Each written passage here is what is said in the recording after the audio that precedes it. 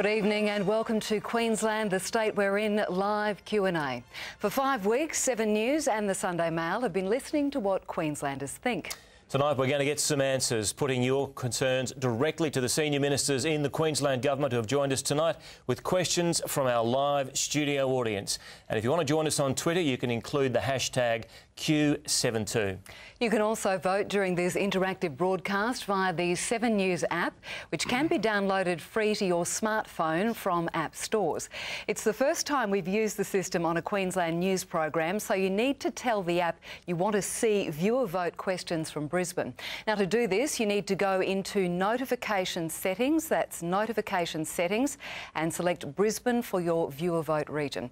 If you don't have a smartphone, you can vote via the web at yahoo7.com.au/Queensland. Now, our first question tonight to vote on is which crime most concerns you? Are there any particular types of crime that worry you more than others?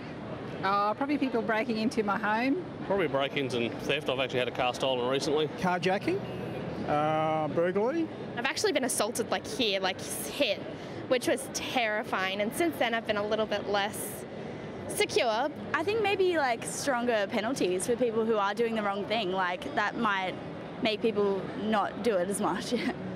Just a taste of what Queenslanders think. Now let's get quickly down there and check our early results in our 7 News viewer vote on the crime that most concerns you. And you can see the results there. 49% for burglary, 50%. It's changing all the time. Assault comes in second at 30%, and bikies just down at 2%. We'll talk about all these results very, very soon with our first guest tonight. And joining us to talk about crime, first up, we'd like to welcome Queensland's Police Minister Jack Dempsey. Good to see you. Pleasure to be here, Bill.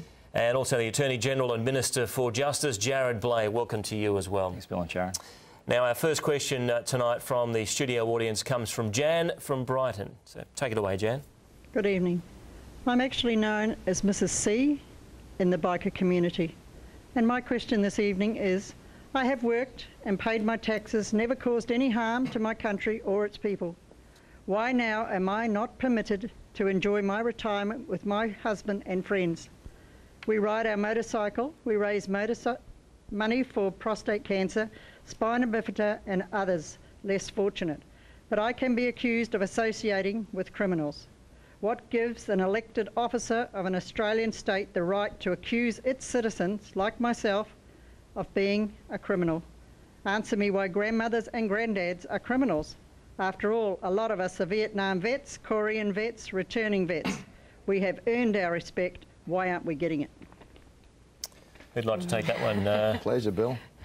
Yeah, look, Jan, it's a good question, and thanks for your patience over a number of weeks and months with new legislation that's come forward. But the reality is legitimate bicycle riders and enthusiasts have nothing to worry about in this legislation. We have this legislation is particularly targeted at the criminal gang organisations, those that are parasites that live off of our most vulnerable members of the community. And we actually want to make sure we grow our legitimate motorcycle rider groups and enthusiasms here in Queensland. We've already started a forum where we had to get together with over 20 different groups as well, from Vietnam vets and other groups who are actually out there being great citizens, doing great things for the community. And I must praise those organisations for the great effort they do. We've got another forum coming up in a couple of weeks to see how we can actually promote legitimate motorcycle riders without having that scourge of attachment of what the criminal gang members try to do to get some form of legitimacy and attach themselves to the good motorcycle riders who are out enjoying this great state and helping their community.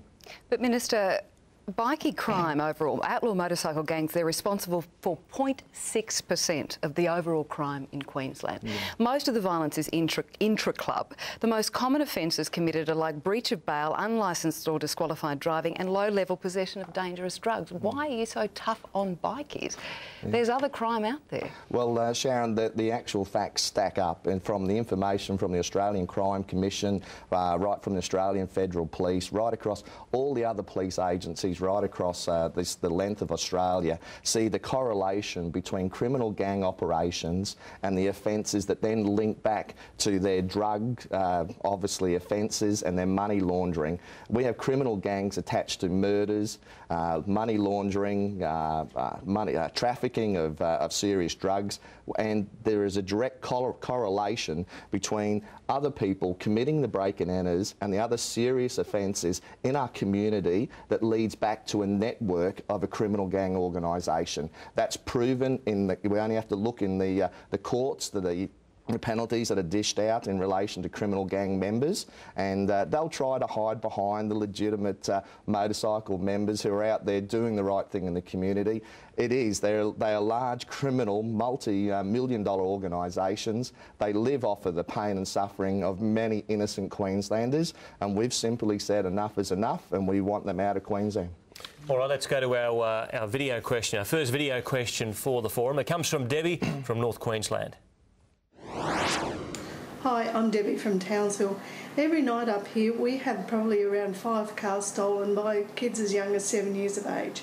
I would really like to know when the Newman government is going to introduce the promised changes to the Youth Justice Act. That's mine. That's your area. Well, thank you. Thanks for the question. Look, Townsville and Cairns are suffering particularly bad with respect to car thefts. The lady's right. They had 5 stolen generally on a Friday and Saturday night. Our youth justice reforms are pretty tough. We're going to be naming and shaming. We're going to be opening criminal histories of young people to once they become 17, they're sentenced as an adult. We have changed the correction systems up in Townsville. They've got the Cleveland Youth Detention Centre. Believe it or not, young people in detention centres used to have bucking bulls, jumping castles, Xboxes. We've cancelled all that. So for the listener, I can advise that early in the new year, one of the first legislation the Parliament will be introducing is our youth justice amendments. And as I said, we've already announced them, and it's particularly to target the North Queensland area that are suffering from juvenile justice issues. Minister, we're just looking on the screen now. This is our viewer vote. Are courts too lenient? That is the question. At the moment, what 81% of people think they are. You've already introduced a raft of reforms to try and make judges, you know, sentence the way they should. Are you going to get even tougher? Well, look, this has been a particularly a topic that's been in the debate in the last few weeks. What we do is I say often to people as the Attorney-General with the criminal code and laws that legislators should, you know, if people are telling the legislators and the politicians that the sentences are inadequate, I have a rights under appeal, which I've appealed many sentences which go to the high courts, and we do in fact get increases, and that's the way the system works. However, for example, youth crime, graffiti offences, we've introduced new offences for mandatory graffiti removal orders. We now have the toughest sex offender laws in the country, 2-strike sex offender laws, that if a child sex offender, and this was because we want Queensland to be the safest place to raise a child. Now, we cop all the criticism all the time about these types of punishments and mandatory sentencing, but we believe the community, and I think it's in your polling you're doing tonight, there is a genuine concern out there. So we have, over the last 18 months, increased, for instance, murdering a police officer. We've created a new offence with a mandatory life imprisonment in terms of the non-parole period as well. So we are continually reviewing the laws. In the past 18 months, I've introduced some 35 bills into Parliament. A lot of them are, in fact, putting increased sentences and penalties on offenders. All right, thank you very much, Minister. Now, our next question tonight is from Debbie from Tingalpa. Members of Parliament, with accusations of this government going too far and too fast with changes created by laws, do you think that the reinstallation of an upper house in Queensland's government will have a beneficial effect on the making of laws in Queensland? The question was from James from Townsville. Sorry, yeah, we'll get back to Debbie. Apologies, Debbie. We'll get to you, Debbie. Look, I think what parliaments have to do is represent the public. You know, the public have a chance to get rid of politicians and governments every 3 years if they don't believe what the government's doing is in the interest of Queenslanders. We're all elected. We all represent about 35,000 people, and I would like to think that politicians, as they go into Parliament, are advocating for their constituents. In my portfolio as Attorney-General, we've taken a very unapologetic view on crime, law and order. What I've said on many occasions is we are trying to rebalance the scales of justice. I believe for the last 10 to 15 years in the state of Queensland, the scales of justice have been tipped too far in the offender's way, and we are trying to rebalance. We will always put Queenslanders first and victims first, and I don't think that's been the case in Queensland for many, many years. All right, thank you for that. Bill, obviously, I just think that people have obviously they don't want more politicians, they want less politicians, and that's the majority of people that I speak to on the street. So I think we have a fine committee process that is doing a terrific job, obviously, for the people of Queensland, and we have obviously a representative legislator who is out there working hard for the people of Queensland. All right. Now, Debbie, you were interrupted before. Apologies there again. Your turn now. That's okay, thank you. The women's prison population is at its highest in Queensland history and increasing on a daily basis. There was only about 450 women in prison over 18 months ago. Now there's nearly 700. This is a massive increase. Why is the government making prison the only option for Queensland women in need? Why is the government cutting much needed services for battered women, imprisoned women, poor women, Aboriginal women, young women, disabled women and migrant women? And does the government think this violation of women's rights and abrogation of women's needs is the best way forward in a democratic and humane society?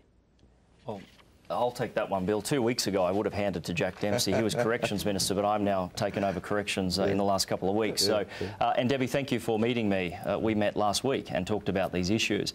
And one of the issues with the prison population, but more particularly women prison population, is that what we're seeing in Queensland is not, the world is not immune. We are seeing right around the world the women population in prisons increase, which is concerning. We've got to make sure we've got programs that when people are released from prison, or programs actually, in fact, in prison, to make sure that when they do serve their sentence, and the community expect people to serve their sentences, if the Queensland community have been telling us very loudly that if people commit certain offences, then that they believe people should serve the appropriate time in prison if that's what the courts set.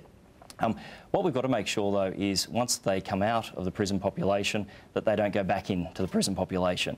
And that's about making sure there's programs to rehabilitate people into the community, get them working, educated in our community. We also just take you up on one point.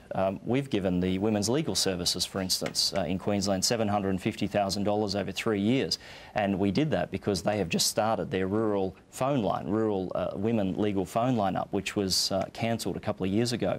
So we are investing in that. We've given another $2 million over 4 years to victims of crime groups. So the people that are directly impacted by those particular offenders can actually get on with their lives as well, because a lot of these crimes are not victimless, and we have to consider, yes, how we rehabilitate the offender, but we also have to make sure that we are protecting the victim, who is the innocent party in this as well. And just in there as well, as Debbie would have been with me earlier this year when we had the extensions to Numbin Valley Women's Prison. We've increased the bed capacity there, and you were there, and obviously been able to see the modern facilities in there, as well as looking at what we're doing in the Townsville facility as well to expand there as well. So there is plans that are many years ahead of the current prison population to make sure. But at the end of the day, as the Attorney General just said, it's about ensuring that these people don't go back to prison, and we can actually turn them into worthwhile citizens who'll contribute to Queensland. We know you're not going to please everybody all of the time. That's a given. But the question, the perception, how do you deal with the perception, as we've got on screen there, that the Newman government has become power hungry? There's the final result. 73% say yes, 27% disagreed. So how do you address that perception and deal with that? Look, I think there's two issues. One, we were elected with, at the time, 78 members of Parliament out of 89. Now, we might say we ran a good campaign, but the people of Queensland elected us. Now, that one gives us a disadvantage because people say you're power hungry. The people elected the LNP government with, at the time, 78 members of Parliament, so we've had to deal with that issue. Secondly, though, you know, it's no secret that we, particularly on criminal motorcycle gangs over the last 8 weeks, we've taken a very, very strong view, an unapologetic view in dealing with criminal motorcycle gangs and other offenders like sex offenders and other laws. Now, when you do take those strong views, you do not please everyone bill, and I think it certainly created a very public debate, but I think it's a public debate we had to have. But at the time, we always say that if they're not happy with policies of government, then there are opportunities to address that, and that's why in the democracy we live in we have elections every 3 years. All right, we could talk for a while, I think, but time's against us. So Attorney General Jared Blay and Police Minister Jack Dempsey, thank you very much for your time and coming in and taking a few questions. Thank you. Next, in Queensland, the state we're in, the live Q&A, the cost of living, whether the government is doing enough. The Treasurer is in the hot seats, and if you've got a question for him, just tweet us right now using the Q72 hashtag. Back shortly.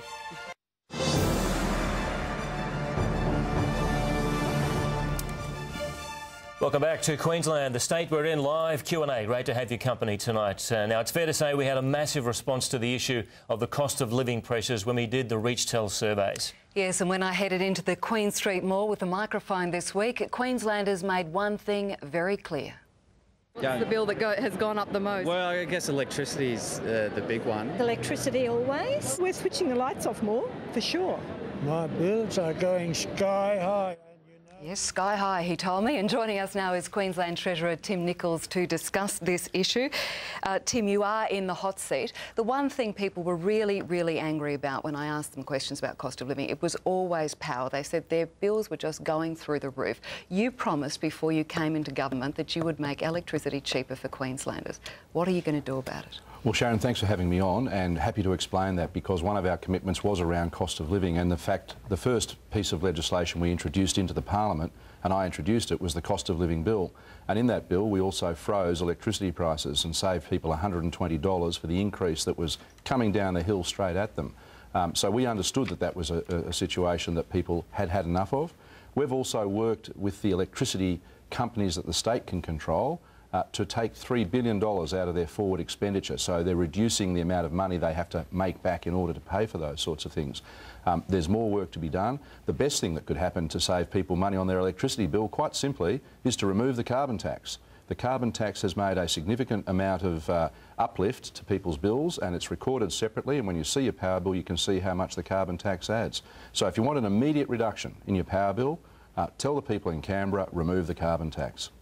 Tim, those results on screen probably don't surprise you too much. Again, we're talking about the power bill. It's the #1 issue with people. When that freeze finishes, what will happen to the power prices? Well, power prices have started coming back up again, and people will have seen that as well. We're not gilding the lily and saying that is the case.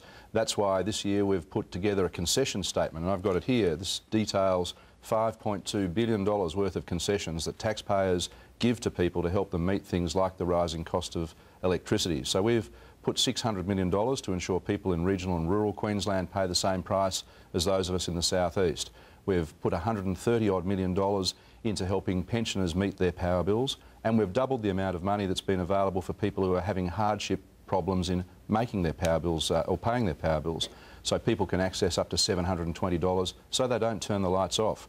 So we're doing what we can, but simply put, if we could do something about that carbon tax, that would provide immediate relief to people on their power bills tomorrow.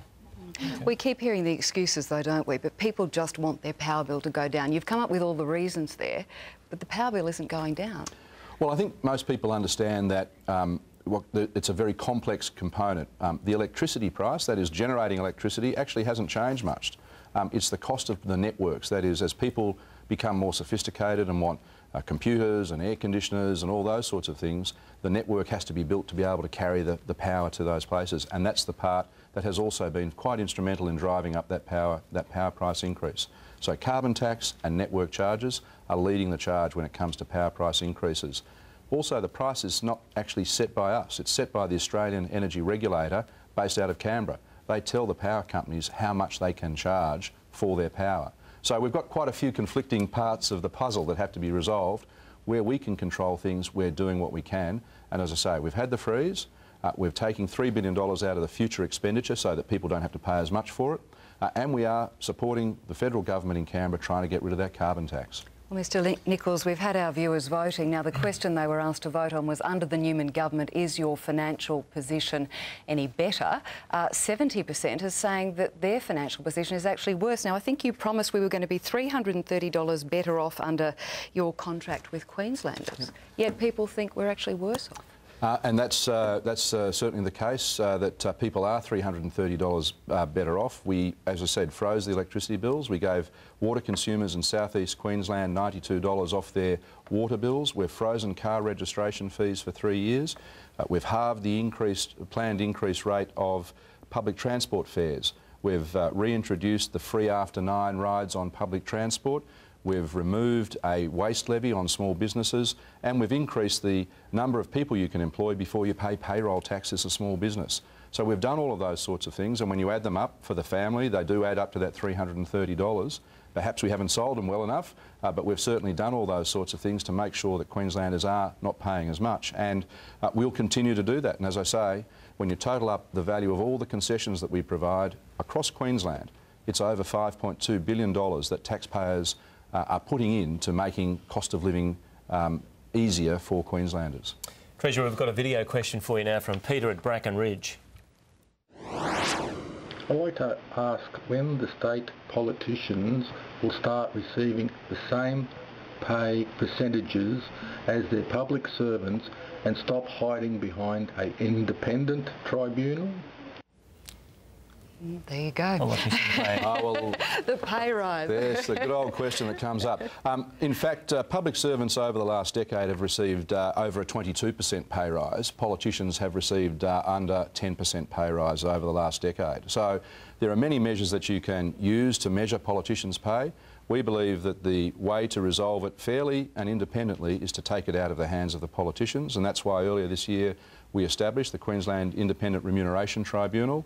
It's made up of an academic, Professor Tim Brailsford from Bond University, Ms Jo Jessup from Multicap, and Mr Dave Harrison, a former union official and person well regarded in the community. They've brought down their determination only about a month or so ago. We have accepted that determination. We think that's the fairest way we can go, and that's why we've adopted that process. It's a model that's adopted widely in other jurisdictions. It takes it out of the hands of the politicians and it makes it an independent remuneration tribunal. Over 2,000 people made submissions to that particular tribunal, so people who want to have a say about that are well and truly able to do so. Well, this is what our viewers think. Are politicians paid too much? About 79% of viewers think that you are. You do earn double the average wage, don't you? Well, that is the determination of the Remuneration Tribunal, and I think they will explain how they've come by that, how they come by setting that wage. I mean, far be it from me to try and justify their decision. They have made that decision. We have accepted that decision. What we really are concentrating now is on delivering outcomes, whether it's cracking down on the criminal motorcycle gangs, whether it's fixing up the debt and deficit problem, or whether it's delivering better health outcomes for patients. I think that's what most of the people who I work with are concentrating on. This particular question, this result tonight, just for your own interest, we've had over 3,500 people respond to this. It's been the biggest one we've had so far tonight on any issues. It's only early days. Sure. Does that surprise you at all? Well, you said I was going to be in the hot seat, Bill, and I'm sure I have been so far. But no, look, that doesn't surprise me. But you do get different comments from people. So individually, people say, I wouldn't do your job for all the tea in China. As a group, though, people say we're paid too much. It goes with the territory. I used to be a solicitor, so I'm used to these sort of things. And the other perception that came up in some of the surveys was 42% said they feel the economy in general in Queensland is heading in the wrong direction. How do you address that one? Well, it's certainly the case that the economy in Queensland had been heading in the wrong direction. We were getting, under the former government, reports that we weren't doing as well as people thought we should be doing, and we're turning that ship around. And I often say it's like the Queen Mary, you can't turn it around in a dime. But we've had some very good results. I've just recently released the report on state finances, which shows state growth at 4%. Now, the rest of Australia is 2.8%, so we're doing well above the average. We've got confidence from the Chamber of Commerce consumer confidence surveys, business surveys, property surveys. So we think things are turning around. They've turned around in the last sort of 6 months or so.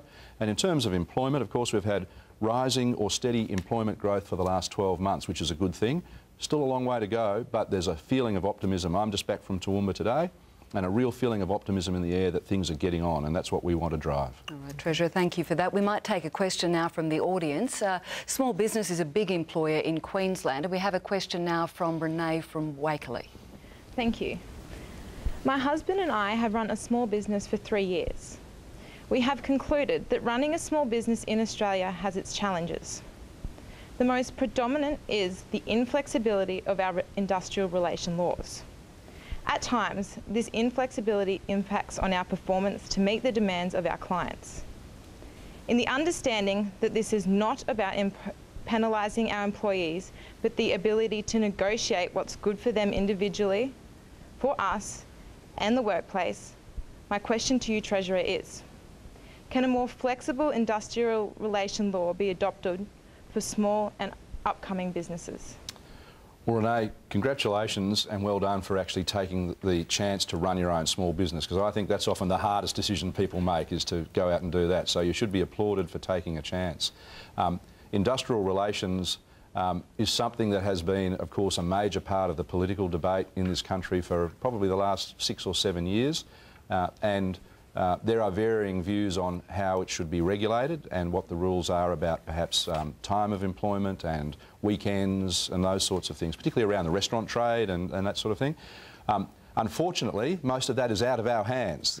It's regulated at the federal level by the federal government. And we certainly have been making our representations to the federal government about how in a state like Queensland, a services state, and a state that relies on tourism and people trading outside of the normal 9 to 5 hours, some flexibility may be brought back into the system. How we can do that while protecting workers to make sure that exploitation doesn't occur, but giving employers the opportunity to be able to work at the times that their customers need. So I'm actually going to Canberra tomorrow to have a meeting of treasurers, and I'll be raising it again down there, and I can absolutely give them first-hand knowledge of what I've heard tonight to do that for you. All right, thank you very much. Hope that answered your question, Renee. Thank you very much, Tim. Tim Nichols, thanks for joining us. Next up, Lawrence Springborg, as we tackle the issue of health in Queensland. Now, you can tweet your questions for the Minister now using the Q72 hashtag, and you're watching this 7 News special on the future of our state live across Queensland.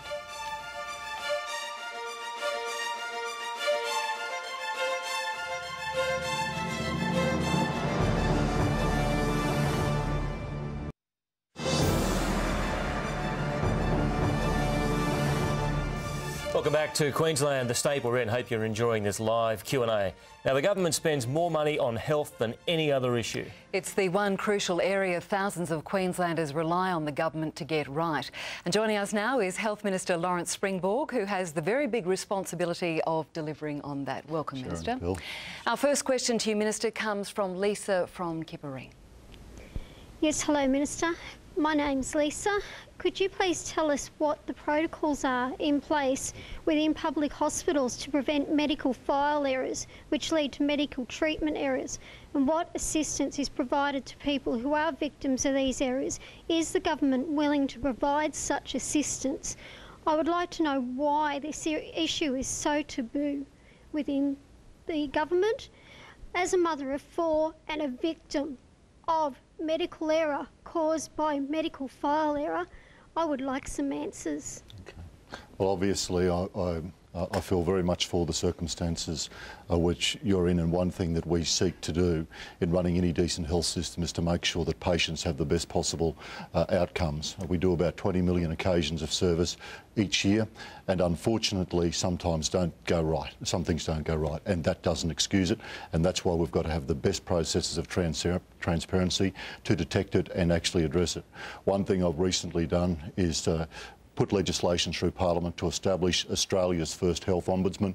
We were very unhappy with the process of complaints handling and management in the state of Queensland, and I also dismissed the Medical Board of Queensland as a consequence of that dissatisfaction. The health ombudsman in the future will be responsible for receiving people's complaints and also making sure that they're properly assessed, properly dealt with, and that people can have greater confidence. I can't tell you that we will avoid every single thing, but we can certainly do it much better. Having said that, our clinicians, our staff in our hospitals do a wonderful job. Most people have an absolutely amazing experience. Unfortunately, due to human error sometimes, or things beyond our control, that doesn't happen. We have to make sure that we make it as good as we can, and there's room for improvement, and that's why we're bringing the Ombudsman in. In my situation, when I had my daughter, there was one person's medical record in my file. Then when I became sick 3 years ago, it was discovered a second person's medical record in my file.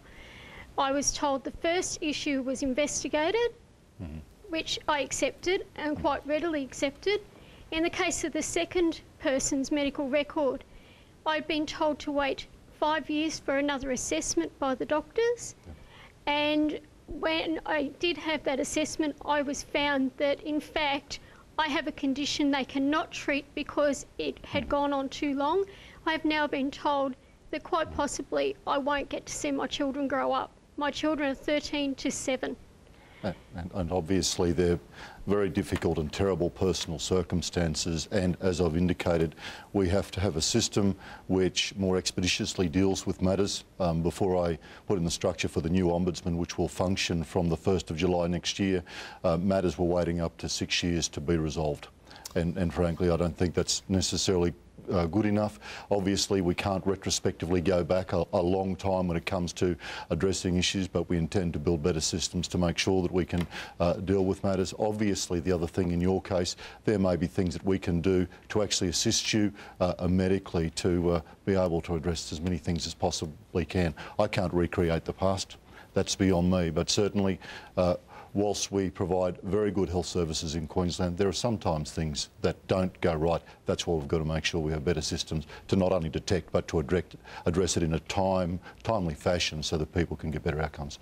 Thanks for your question, Lisa. We might jump onto the issue of waiting lists now, and it's a massive issue with Queenslanders. They've been telling us that around 200,000 people are waiting for outpatient appointments. Minister, when are we going to see some sort of dramatic improvement in that area? Well, you already are seeing improvements, and I'll give you some figures to indicate.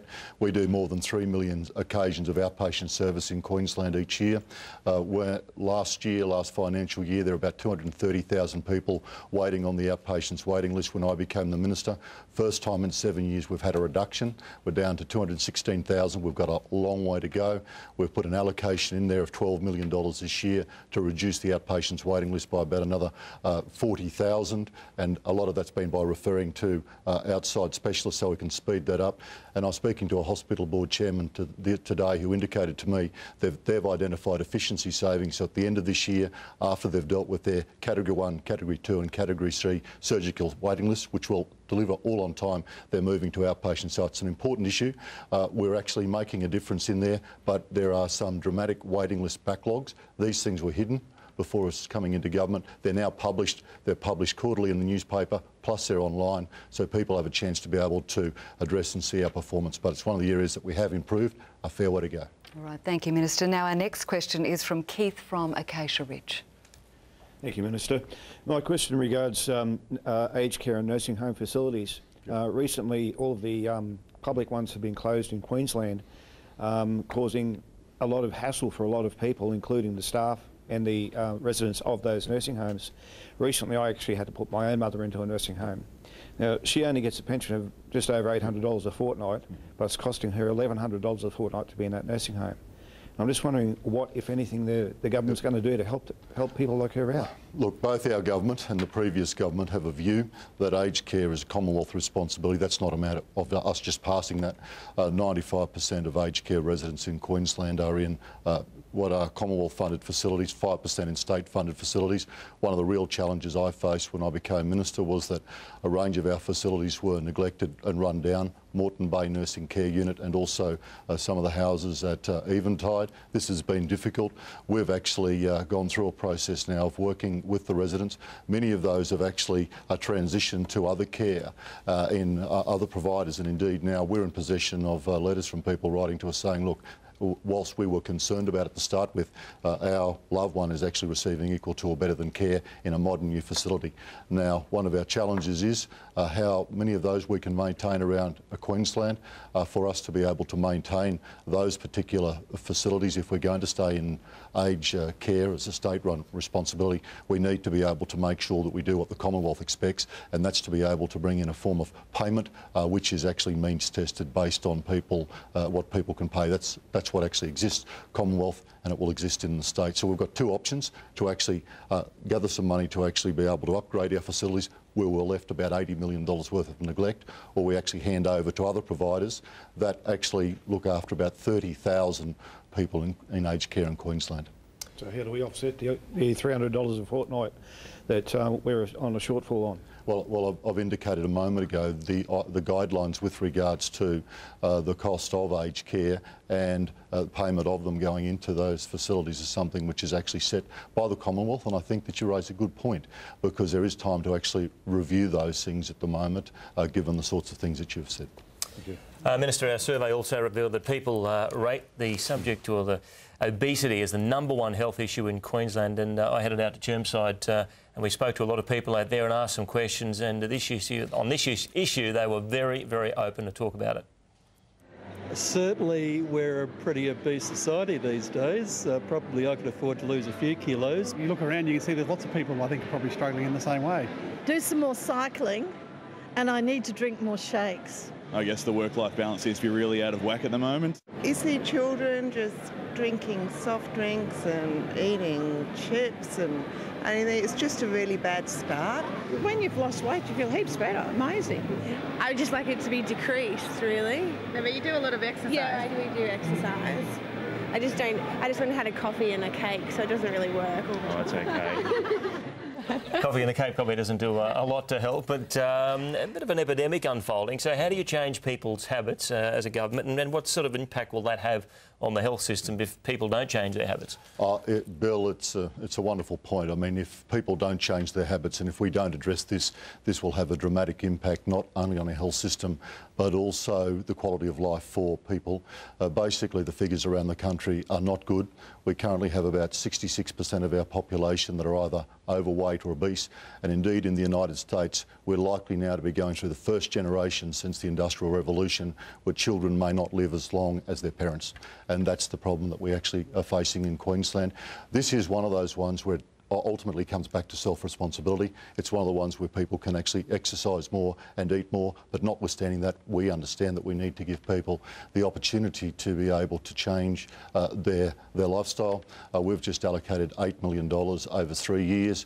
You might have seen the campaign. It's been very successful to date in raising awareness. It's about basically encouraging people to look at not only their age, but actually how their lifestyle impacts on that, and we'll be then taking them through lifestyle coaching and assisting them with regards to addressing some of those issues, whether it's diet, exercise.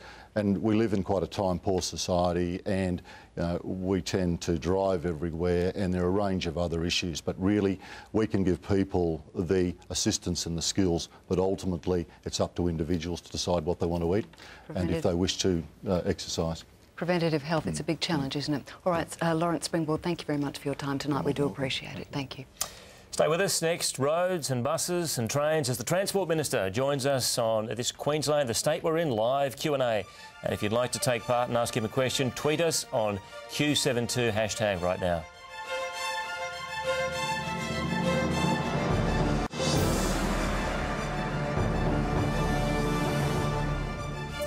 Welcome back to our live Q&A as part of the 7 News Sunday Mail Queensland, the state we're in survey. We now turn to your verdict on transport in Queensland, and we started by asking people what would get them using public transport more to reduce congestion on the roads. What would make you use it more? If it was a bit cheaper. Pricing is an issue. A bit expensive, that's what I can say. It is very expensive. A bit cheaper, it'd make me use it more probably. I would use it more if it was, I guess, more regular.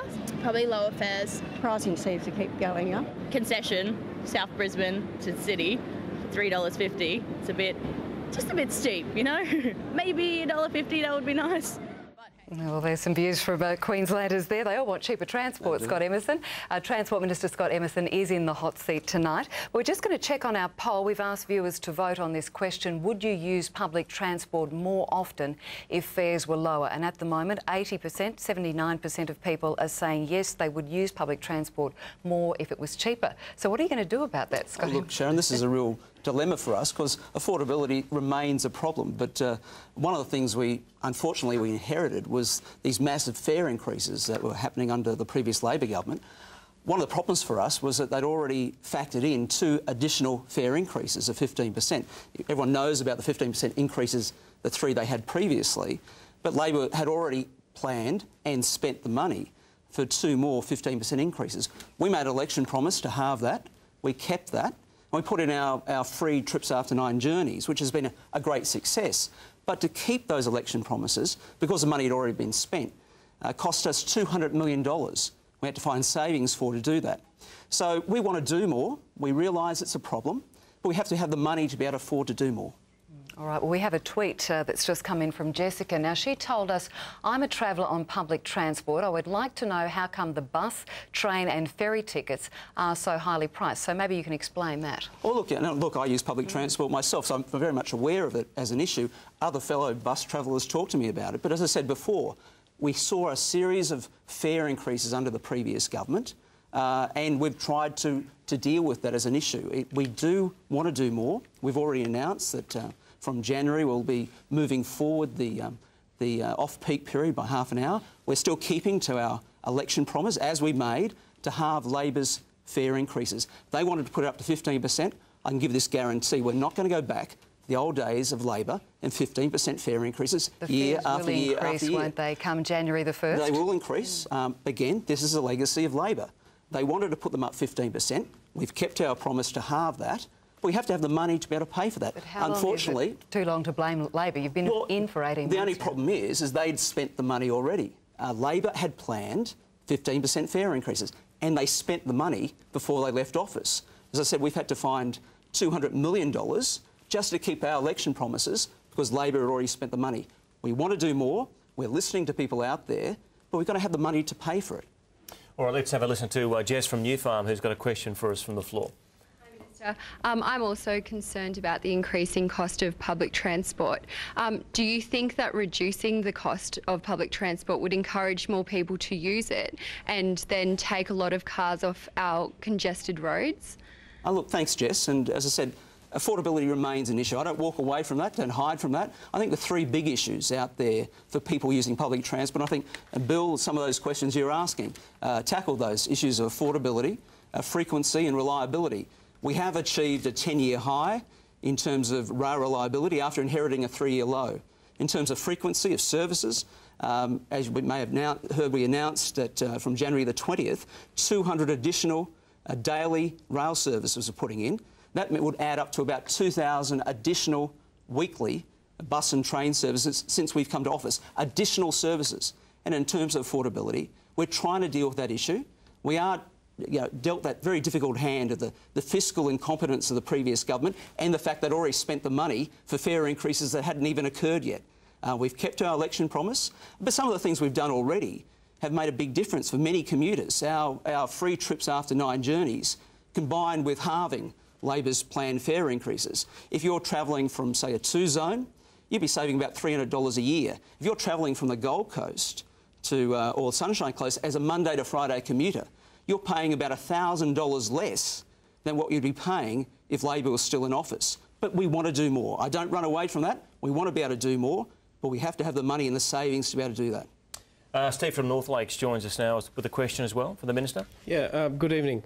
One of the best things I think about living in Brisbane is how spread out it is. We've got enough room for big backyards and wide open spaces. Now, living in North Lakes, like most people, I hop in my car and go to work each day, and each day I join the traffic queue on the Bruce Highway. So I think one of the things that the previous government got wrong is they put too much money into public transport in inner Brisbane and not enough money into the roads in outer Brisbane and Queensland wide. I was wondering what your thoughts on that are. Well, I can say that as a government, we're putting a lot of money into roads. We're dealing with public transport. You would have heard the great announcement the other day of the Brisbane Underground, a great result for rail and bus users. But in terms of roads, a perfect example is the Bruce Highway, which is a 1,700-kilometre lifeline for the state. We think not enough money was being put into the Bruce Highway. We promised, and we're delivering, on an additional $1 billion over the next 10 years, along with the Abbott government. We did a deal during the election campaign that the Gateway North upgrade plus the Bruce Highway, we'll see $10 billion onto those stretches of road over the next 10 years. Now, that's a massive increase to what was happening previously. And I can tell you, Steve, that given the fact that you'd come along the Bruce Highway, you'd come down the Gateway North, you'd understand what a mess it is there between, say, Banyo and the Deagon deviation. We're getting on with that job.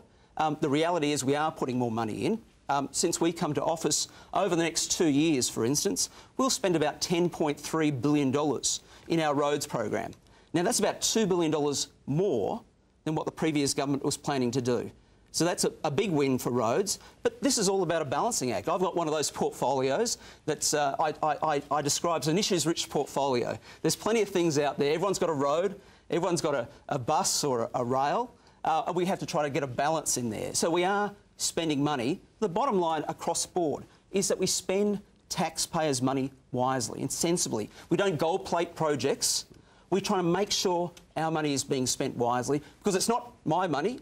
The reality is it's taxpayers' money, it's your money, and everyone in this audience. And they don't want, I see, a government wasting money on gold-plating projects that won't work.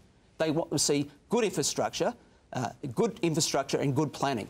Well, the people of regional Queensland will certainly appreciate a better Bruce Highway, I can tell you that much. It's a very, very big issue for them. Yes. All right, we'll just look at our poll, viewer vote poll here. How would you rate Queensland's road network? 72% say very bad, so you don't have a lot of support there on our roads. Look, there's been some real challenges, obviously, in terms of the roads, especially because of the impacts of the floods from 2011 and obviously Cyclone Oswald in January this year. That damaged us, in the events in January, damaged about 5,000 kilometres of our roads. The bill for that is about $900 million. So it's a massive amount of task. We've got on with the job of getting some of that work done very quickly. Say, for instance, if you go up to Bundy, which is very badly hit, the Don Talon Bridge, we got that fixed very quickly. The Nearcoal Bridge on Capricorn, a big ask for you, hasn't it, in recent times? But the work is out there. We've got about $500 million of contracts already out. We're getting those contracts out a lot faster than the previous government. But I've travelled a lot of those roads. I know they can always be better. I was out at Toowoomba today, and if you go out to Toowoomba at the moment, you just see roadworks after roadworks after roadworks. And the frustration sometimes, can be is they want things fixed, but while they're being fixed, the people are frustrated by all the roadworks they're encountering. Yep. But we'll get on with that task. All right, Minister. Well, thank you very much for your time. We do appreciate it.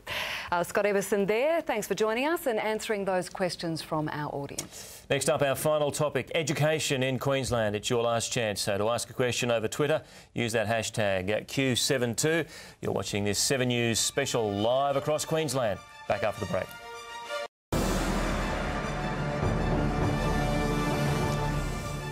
Welcome back. It is great to have your company. Education is our final topic of our Queensland, the state we're in survey. Lots of issues to discuss here, including corporal punishment, with plenty of Queenslanders thinking it's time to bring back the cane. They get away with stuff today that we'd have got the ruler around the ear when we were at school, and maybe the dust is thrown at you or the chalk thrown at you, and teachers had pretty good aim in those days too. They very seldom missed. Come around behind you and give you a clip with a ruler, I know there's better ways to give punishment to students. I don't think any form of physical punishment should be condoned at all. Basically what it's doing is teaching children to respond in a similar manner. Well, there you go, Minister. Do you support corporal punishment? Our viewers, 65% of them think that the cane should be brought back. It's a controversial issue. Are you surprised that in that survey, 1 out of every 2 people said the cane should come back? And does that show that we need more discipline in our schools? Well, Sharon, there's no doubt that people do want to see more discipline in our schools, and that's why we've said that we want to give principals more options rather than just suspensions and exclusions. We've said that they should have the options of Saturday detentions and community service orders, or serving in the community, so they can appreciate they are part of the community. But there's no doubt that a lot of people in Queensland would like to see more discipline in our schools, and it's a very important part of our plan that we've announced.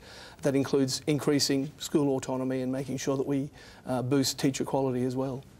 Got a question from Twitter for you. Blackie's asked, do you want the Gonski money now that Tony Abbott doesn't want to pay up? Well, look, I'm confident that Tony Abbott and Christopher Pyne will pay up.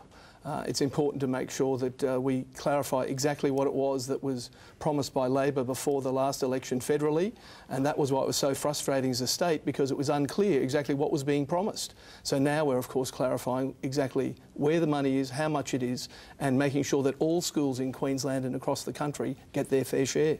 All right, let's take a question from the audience now, and it's Lynn from Ascot.